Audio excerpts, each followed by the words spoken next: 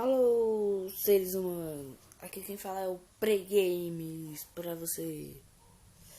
Hoje eu vou mostrar um vídeo como construir uma igreja. Olha, gente.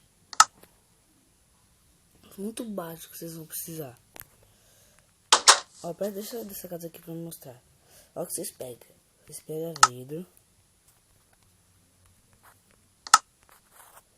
Pega madeira de tábua de cavalo.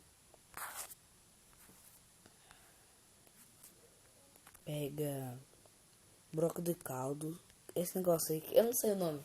É que é muito esquisito.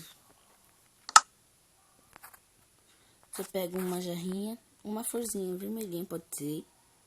Não, uma vermelhinha. E a última coisa, banco, não, a última não. Banco de madeira de cavalo. Aí é só você fazer isso daqui, ó. Aí você vem aqui.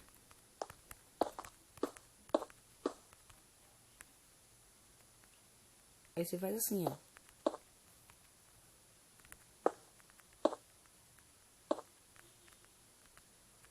Ó.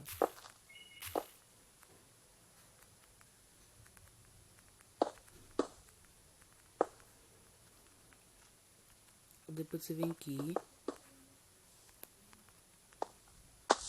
Tem que calcular certinho. Ih, deu errado aqui, peraí.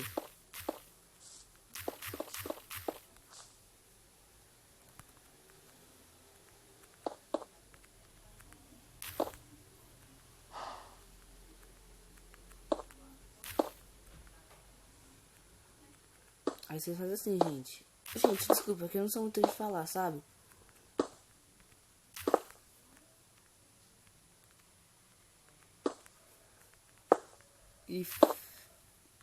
E fica aí com